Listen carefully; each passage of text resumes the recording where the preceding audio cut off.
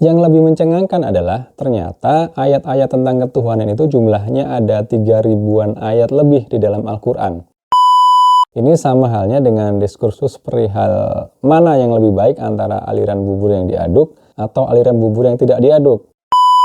Dengan melontarkan kalimat itu, apakah artinya Pak Guru sedang memberi label kurang ajar kepada Al-Ghazali dengan karya Mishkat Al-Anwarnya?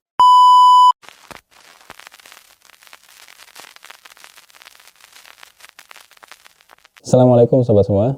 Oke, langsung saja, episode kali ini agak sedikit berbeda, yaitu saya tujukan untuk memberikan insight, pandangan, dan hujah terhadap narasi-narasi dari video-video yang beredar di ekosistemnya YouTube. Utamanya yang bersifat tendensius, ada kecenderungan provokatif, dan juga ada indikasi bermasalah terkait hal-hal yang berhubungan dengan ketuhanan dan juga agama, khususnya agama Islam. Itulah mengapa saya masukkan ke dalam kategori segmen baru yang saya beri nama Hujah Insight. Harapannya sebagai umat Islam agar kita bisa terus mengkalibrasi diri kita dan keilmuan kita terkait agama Islam, sehingga kita punya hujah yang kokoh atas pandangan-pandangan dan narasi-narasi yang berseliweran, khususnya yang punya potensi untuk membuat kita bingung, apalagi kalau kita tidak benar-benar memahami substansinya. Kali ini yang akan saya react adalah pendapat dari Guru Gembul terkait pernyataan beliau yang menyatakan bahwa Tuhan dalam Al-Quran itu tidak bisa didiskusikan. Pernyataan ini disampaikan di dalam salah satu videonya Pak Guru Gembul yang linknya sudah saya taruh di deskripsi ya. Silahkan bagi yang mau menonton versi lengkapnya bisa langsung diklik. Cuman saya belum tahu nih apakah mau saya cuplik beberapa bagian dari videonya atau tidak. Ya nantilah bergantung bagaimana sikonya pas editing, apakah perlu ditampilkan atau tidak. Karena ada beberapa pertimbangan yang sampai sekarang ini masih belum saya putuskan. Yang jelas ada beberapa poin dari saya yang tidak sepakat terkait isi video Pak Guru Gembul ini. Tapi memang tidak semuanya kontra ya, ada juga pro-nya. Tapi mungkin di konten yang lain. Hal ini sekaligus menunjukkan bahwa saya sebisa mungkin tidak bersikap fatalistis. Saya akan usahakan hanya mengkritisi pemikirannya, bukan pribadinya, memberikan hujah atas pendapatnya, bukan menyerang personalnya. Oke, saya uraikan dulu rangkumannya ya. Dalam video yang berdurasi 18 menit 19 detik itu, Guru Gembul menyampaikan bahwa pada dasarnya Pak Guru tidak mau ikut campur dalam berbagai macam diskursus atau perdebatan tentang ketuhanan, apapun argumentasinya. Adapun alasannya adalah, yang pertama, Pak Guru berpandangan bahwa Pak Guru akan membiarkan Tuhan itu apa adanya sesuai dengan apa yang pernah diterima sebelumnya secara a priori. Hal ini dilatar belakangi oleh penalaran Pak Guru Gembul terhadap Tuhan yang ujung-ujungnya tidak bisa dinalar alias mentok. Sehingga Pak Guru memutuskan tidak ambil pusing terkait identitas ketuhanan. Yang kedua, diskursus tentang Tuhan itu tidak berfaedah dan tidak menghasilkan apa-apa, begitu katanya. Kemudian yang ketiga, diskursus tersebut hanya akan menimbulkan perpecahan, kebencian, permusuhan, dan bentrok terhadap sesama manusia. Bahkan menimbulkan peperangan selama ribuan tahun gara-gara ada satu pihak yang mendefinisikan Tuhan dengan cara seperti ini, kemudian dibenturkan dengan definisi orang lain tentang definisi yang lain lagi.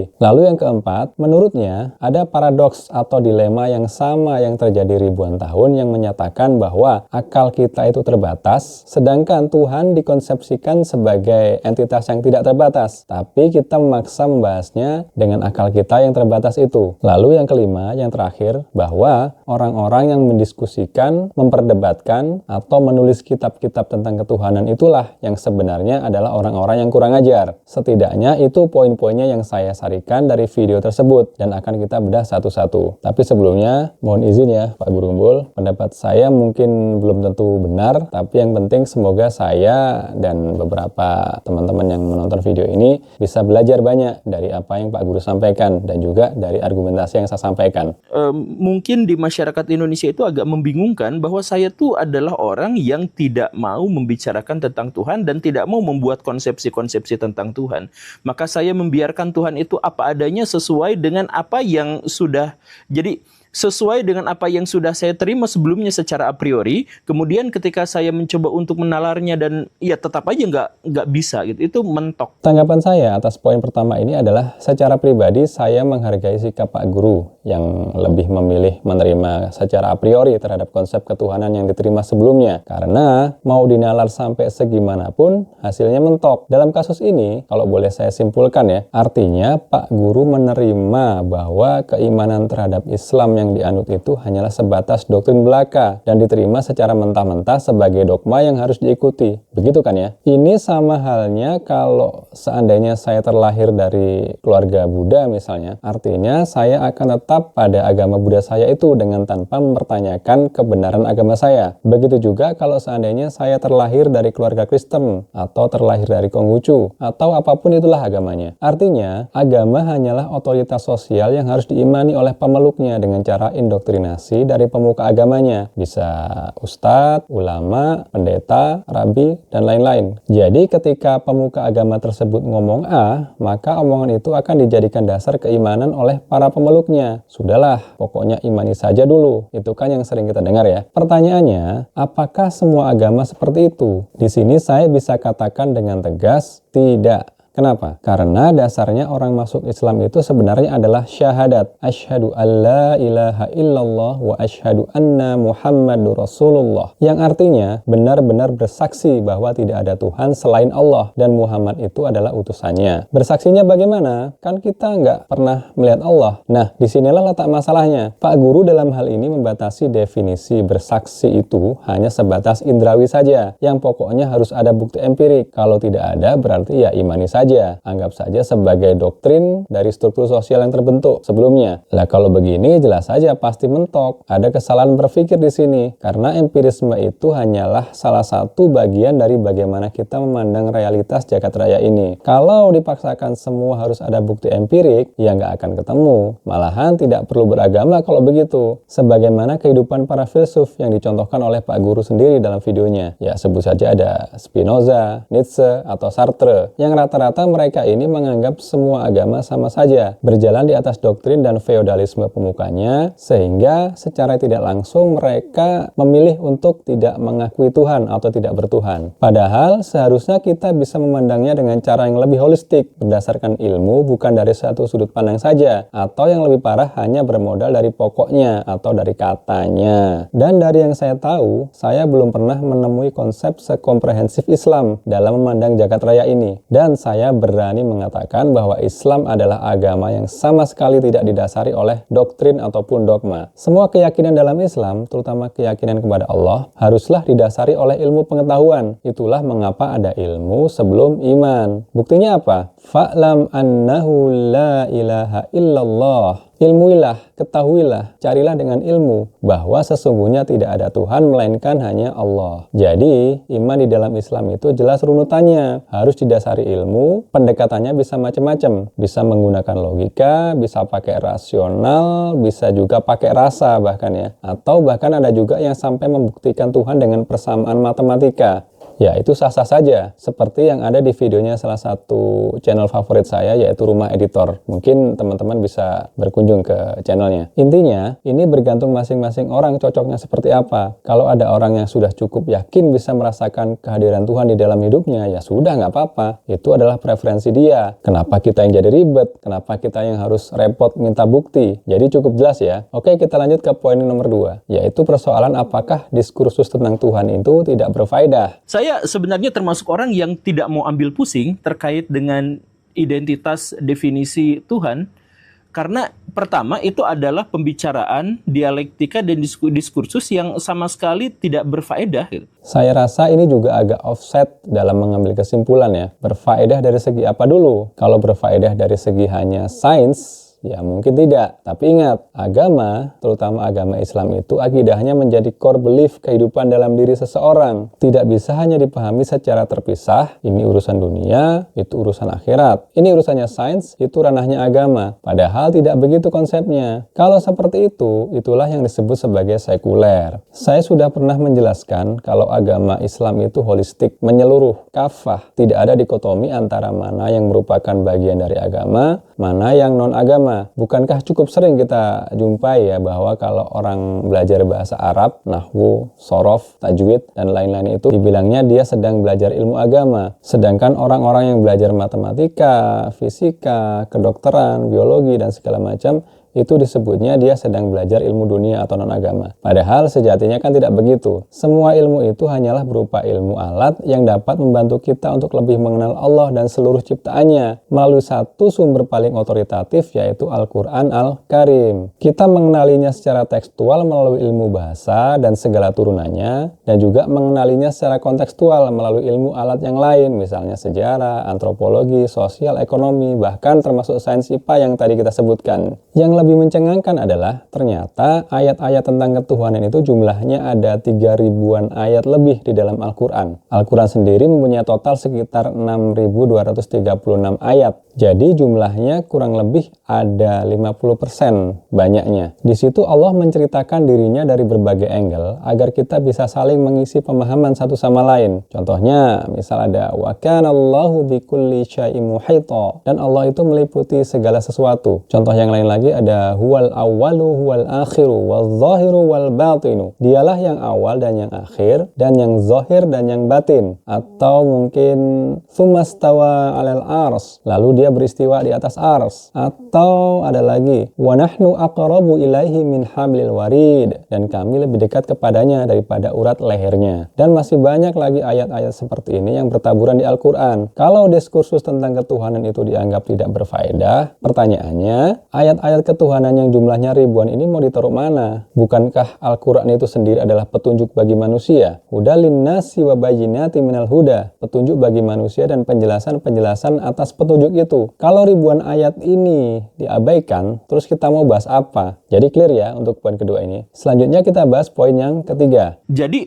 pembicaraan-pembicaraan tentang Tuhan yang pernah kita ketahui dalam sejarah itu adalah ujung-ujungnya permusuhan, perselisihan, dan bentrok. Perdebatan Tuhan itu tidak menghasilkan apapun kecuali kebencian, kerusakan, ya kemudian cerita-cerita kosmik dan lain sebagainya gitu. Di situ Pak Guru memberikan klausul bahwa diskursus tentang ketuhanan ini menjadi penyebab timbulnya permusuhan, perpecahan, kebencian, dan peperangan. Lagi-lagi saya menangkap ada kesalahan berpikir di sini. Yang salah itu adalah permusuhannya, kok yang disalahkan diskursusnya. Itu kan beda urusan ya. Ini sama halnya dengan diskursus perihal mana yang lebih baik antara aliran bubur yang diaduk atau aliran bubur yang tidak diaduk. Setiap orang kan punya argumentasinya masing-masing. Tapi ternyata qadarullah terjadi perkelahian gara-gara perdebatan ini. Yang salah yang berkelahi, tapi yang disalahkan buburnya. Kan aneh, nggak nyambung. Oke, yang poin ini juga clear ya saya rasa. Berikutnya poin keempat. Bayangkan 1.500 tahun, 2.000 tahun, 5.000 tahun kita berbicara tentang Tuhan dalam paradoks yang sama, dalam dilema yang sama. Bahwa Tuhan tidak terbatas, akal pikiran kita terbatas, lalu akal pikiran kita mencoba untuk membahas sesuatu yang tidak terbatas gitu. Pak Guru menjelaskan bahwa ada paradoks yang bertahan selama ribuan tahun tentang konsepsi ketuhanan ini. Paradoksnya seperti ini kira-kira. Akal kita itu kan terbatas. Sedangkan Tuhan kita persepsikan sebagai entitas yang tidak terbatas. Lalu kita berusaha memahami Tuhan dengan akal kita yang terbatas itu. Nah, terkait hal ini saya berkali-kali menyampaikan di video-video saya bahwa manusia itu terdiri atas dua perangkat untuk mengenali alam semesta ini, yaitu akal dan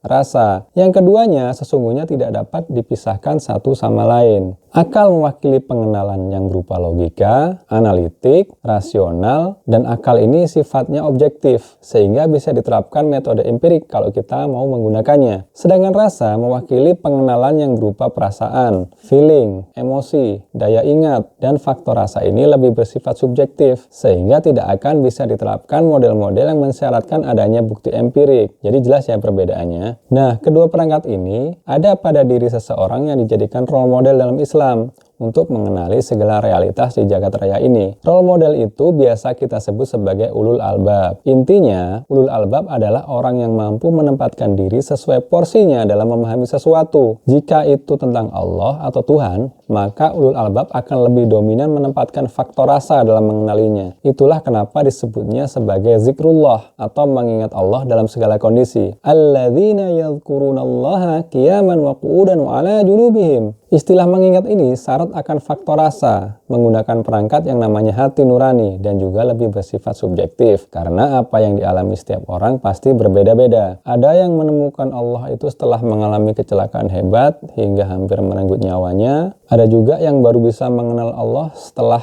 mengalami kerugian miliaran rupiah misalnya. Atau bisa jadi ada yang baru bisa mengenal Allah setelah ditinggal orang yang paling dicintainya. Macam-macam kasusnya. Dan ini tidak bisa disamaratakan untuk semua orang. Sedangkan jika sesuatu itu adalah pemahaman terhadap fenomena alam semesta, which is itu adalah semua ciptaannya, maka modenya berubah. Ulul albab akan cenderung menggunakan daya fikir atau akal untuk mendekatinya. Itulah kenapa tidak pernah ada istilah fikrullah. Yang ada adalah yatafakkaruna fi khalqis samawati wal ard, berpikir tentang penciptaan langit dan bumi. Penggunaan akal ini sifatnya lebih objektif. Karena di objektif, maka siapa saja bisa melakukan cross-check atas kebenaran atau kevalidannya. Dari sinilah metode ilmiah atau scientific method itu berasal. Sayangnya, yang banyak terjadi adalah orang merancukan penggunaannya. Seolah-olah semua hal bisa difikirkan secara objektif menggunakan akal yang mensyaratkan metode ilmiah dengan bukti empirik. Seolah-olah semuanya bisa digebiah-uyah, termasuk pengenalan terhadap Allah atau Tuhan. Padahal tidak akan pernah ketemu kalau caranya begitu. Kenapa? Karena definisi Tuhan itu adalah top of mind, yang bahkan dia itu tidak akan bisa kita jadikan objek penelitian, tapi justru kitalah yang menjadi objek baginya. Lebih celaka lagi kalau penggunaannya terbalik, mengenali Tuhan pakai akal, mengenali ciptaannya pakai rasa. Inilah yang justru memundurkan peradaban semakin jauh ke belakang. Jadi untuk poin keempat, jawabannya sebenarnya tidak paradoks. Yang ada hanyalah bagaimana kita menempatkan porsi akal dan rasa untuk mengenali Allah. Jadi clear ya. Lanjut terakhir poin kelima. Bukankah orang yang mendiskusikan, memperdebatkan, bikin kitab-kitab panjang Tuhan itu begini, Tuhan itu begitu, mereka lah yang sebenarnya yang terlalu kurang ajar. Untuk bagian ini terus terang saya agak sedikit kecewa dengan Pak Guru. Ungkapan sekasar ini seharusnya tidak keluar dari mulut beliau yang sebagai seorang pendidik ya, dengan memberi label kurang ajar kepada siapapun yang menulis kitab-kitab yang membahas ketuhanan. Saya rasa itu